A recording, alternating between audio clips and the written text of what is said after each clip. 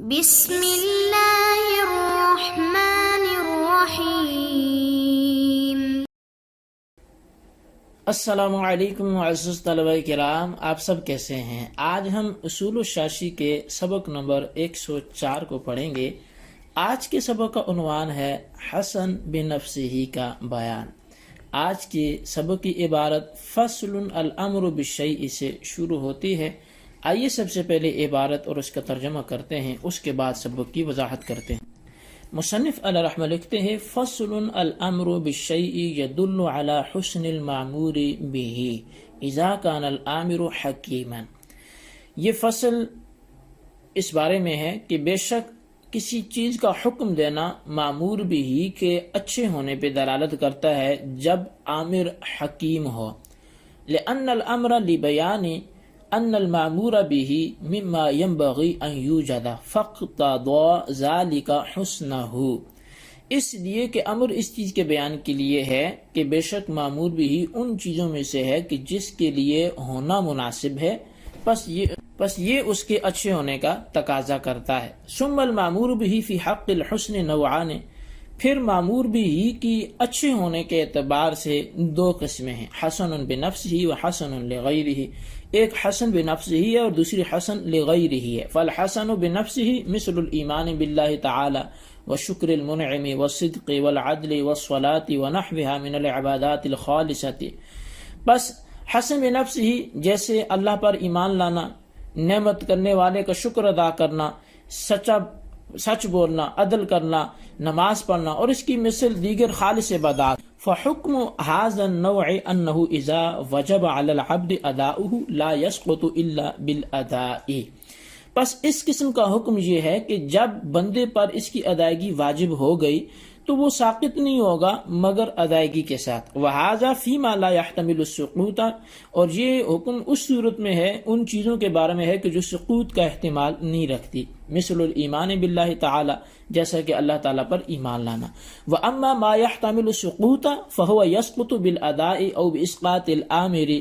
بہرحال وہ چیزیں کہ جو سقوط کا احتمال رکھتی ہیں تو پس وہ ادائیگی سے ساقط ہو جاتی ہیں یا آمر کے ساقط کرنے سے ساقط ہو جاتی ہیں۔ وعلی ھذا قلنا، اور اسی بنیاد پر ہم نے کہا اذا وجبت الصلاۃ فی اول الوقت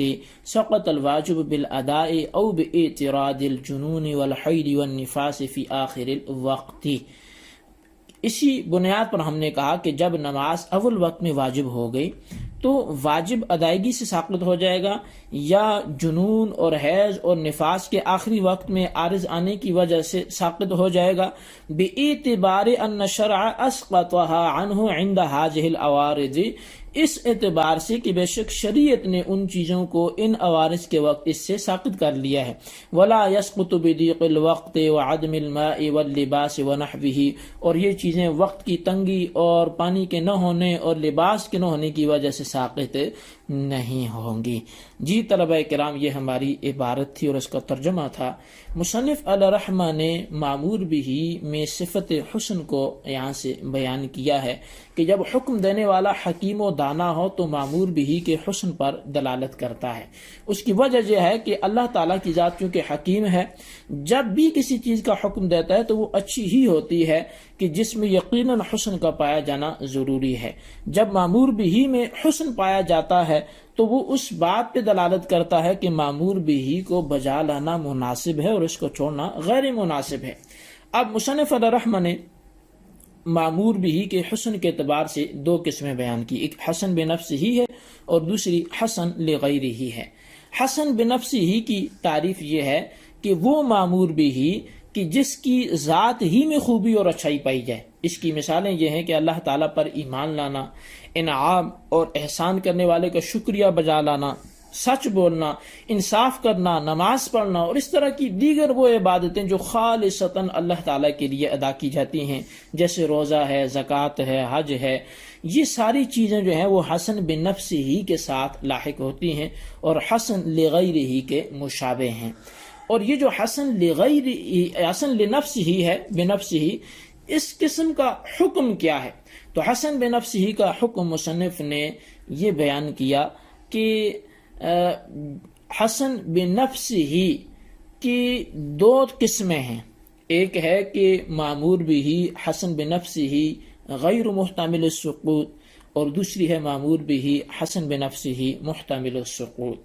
اب اس کی اگر تفصیل کی طرف جائیں تو جو غیر محتمل السقوط ہے وہ معمور بھی ہے، یعنی حسن بنفسہ وہ معمور بھی جو مکلف سے کسی حال میں ساقط ہونے کا احتمال ہی نہ رکھے، اور وہ معمور بھی صرف ادا کرنے سے ہی ساقط ہو۔ مثال کے طور پہ اللہ تعالیٰ پر ایمان لانا، کہ جو کسی حال میں مسلمان سے ساقط نہیں ہوتا۔ ایمان لانے سے مراد یہاں قلبی تصدیق ہے، ورنہ اقرار لسانی اگر ہو تو وہ تو اقرار کی حالت میں ساقط ہو جاتا ہے، تو اگر دل ایمان پہ مطمئن ہو تو یہاں تصدیق قلبی کا نام چونکہ ایمان ہے، تو یہ وہ چیز ہے جو کسی بھی وقت ساقط نہیں ہوتی۔ اس قسم کے حکم کا خلاصہ یہ ہے کہ جب معمور بھی ہی بندے پر واجب ہو گیا تو ادا کرنے سے ہی ذمہ سے ساقط ہوگا، بغیر ادائیگی کے معمور بھی سے بندہ بری و ذمہ نہیں ہو سکتا۔ اور جو یہاں دوسری صورت تھی، یعنی کہ وہ حسن بنفسہ ہی کہ جو محتمل السقوط ہے، یہ وہ معمور بھی حسن بنفسہ ہی ہے جو مکلف کے ادا کرنے سے یا عامر کے ساقط کرنے سے یہ ساقط ہو جاتا ہے۔ مثال کے طور پہ جب بندہ اقرار باللسان کر لیتا ہے تو معمور بھی بندے کی ذمہ سے ساقط ہو گیا کہ اس نے ایمان کے اقرار کر لیا۔ اور عامر کے ساقط کرنے کی مثال یہ ہے کہ جب حالت اقرار میں بندے کو کلمہ کفر کہنے پہ مجبور کیا گیا تو عامر کی طرف سے اقرار لسانی کو ترک کرنے کی اجازت ہے، بشرطے کہ دل میں تصدیق موجود ہو۔ تو لہٰذا خود سے ساقط ہونے کا یہ ہوا کہ ادائیگی سے ایسے ساقط ہوا کہ بندے نے خود اقرار کر لیا، اور عامر کے ساقط کرنے سے ایسے ساقط ہوا کہ اس عامر نے یعنی شریعت نے، اللہ تعالیٰ نے حالت اکراہ میں اقرار باللسان کو خود ہی ساقط کر لیا کہ وہاں چھوٹ دے دی گی، بھلے زبان سے اگر کفر وہ بلوانا چاہ رہا ہے جو حالت اکراہ میں جس کو لیا ہوا ہے، اگر اس کو گن پوائنٹ پہ یا اس کو عضو تلف کرنے کی وجہ سے جان لینے کی دھمکی دی جا رہی ہے اور ایسی دی جا رہی ہے کہ واقعی وہ کر بھی لے گا، تو اب ایسی صورت میں شریعت نے اقرار باللسان کی شرط کو اٹھا لیا، اس وجوب کو ساقط کر لیا، تو یہ عامر کی طرف سے ساقط ہوا۔ اب وعلیٰ حاضر سے مصنف معمور بھی حسن بنفسہ کی دوسری قسم کے حکم پر دو مسئلے بطور تفریع بیان کریں گے۔ دوسری قسم کا حکم یہ تھا کہ معمور بھی مکلف کے ذمہ سے اس کو ادا کرنے سے یا عامر کے ساقط کرنے سے ساقط ہوگا۔ اب وہ دو مسئلے ہیں۔ پہلا مسئلہ یہ ہے کہ جب ظہر کا وقت شروع ہوا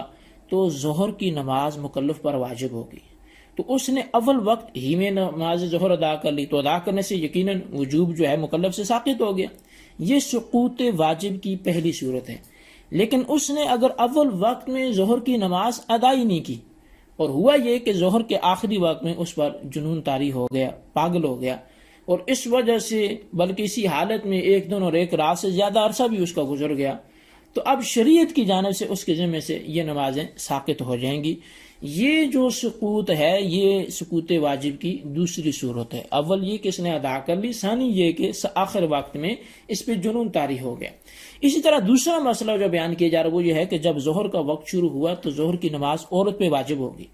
اس نے اول وقت میں پڑھ لی تو بھی وجوب ساقط ہو گیا، یہ سقوط کی پہلی صورت ہے۔ اور اگر عورت نے اول وقت میں نماز ادا نہیں کی بلکہ ظہر کا آخری وقت میں اسے حیض یا نفاس کی آفت نے آ لیا، حیض آ گیا، نفاس آ گیا، تو اس کے ذمہ سے نمازیں شریعت کی روح سے خود بخود ساقط ہو جائیں گی، اور یہ سقوط واجب کی دوسری صورت ہے۔ اب آخری بات آج کے سبق کی ہم یہ کریں کہ ولا یسقط سے مصنف ان عذروں کا حکم بیان کر رہے ہیں کہ جن کی وجہ سے شارع نے سقوط واجب کا حکم نہیں دیا۔ مثال کے طور پہ وقت کا تنگ ہونا، کہ وقت اتنا تنگ ہو گیا کہ ظہر کی 4 رکعتیں بھی اس وقت میں نہیں پڑھی جا سکتی، تو شریعت نے اس کا بدل قضا کو رکھا ہے کہ وقت کے بعد قضا کر لے، یا بندے کو وقت میں پانی نہیں ملا تو شریعت نے وضو کا بدل تیمم کو رکھا ہے کہ تیمم کر کے نماز ادا کر لے، یا بات کو نماز کے وقت میں ستر چھپانے کے لیے لباس میسر نہیں ہے تو شریعت نے اس کا بدل بیٹھ کے نماز پڑھنے کو رکھا ہے کہ بیٹھ کے نماز پڑھ لے، یا اسی طرح صحرا و جنگل میں ہے کہ وہاں قبلہ کی جہت متعین نہیں ہے تو شریعت نے اس کا بدل تحری کو رکھا ہے کہ تحری کر کے نماز پڑھ لے۔ خلاصہ کلام یہ ہے کہ ان عذروں کی وجہ سے جن عذروں کا اوپر ذکر کیا گیا ان عذروں کی وجہ سے مکلف کے ذمہ سے واجب ساقط نہیں ہوگا، بلکہ ان کا بدل اختیار کر کے واجب ادا کرنا پڑے گا۔ جی طلبہ کرام، یہ ہمارا آج کا سبق تھا۔ آج کے سبق میں ہم نے معمول بھی کی حسن کے اعتبار سے دو قسموں میں سے ایک قسم حسن بنفسہ ہی کی مثالیں بھی پڑھی، اس کی تعریف بھی پڑھی، اس کا حکم بھی پڑھا، اور اس کی مزید آگے دو قسمیں بھی پڑھی۔ اس پہ جو تفریعاً مسائل پیدا ہوتے ہیں وہ بھی پڑھے، تو ان کو اپنے رجسٹر پر خلاصتاً نوٹ کریں، بالخصوص ان سوالات کے جوابات دیں۔ سوال نمبر 1 یہ ہے کہ حسن بنفسہ ہی کی تعریف بیان کریں۔ سوال نمبر 2 یہ ہے کہ وہ آثار بیان کریں کہ جن آثار کی وجہ سے مکلف سے واجب ساقط نہیں ہوتا۔ اللہ تبارک و تعالیٰ سے دعا ہے جو کچھ ہم نے پڑھا سنا اسے یاد رکھنے کی توفیق نصیب فرمائے، آمین بجاہ النبی الامین صلی اللہ علیہ وسلم۔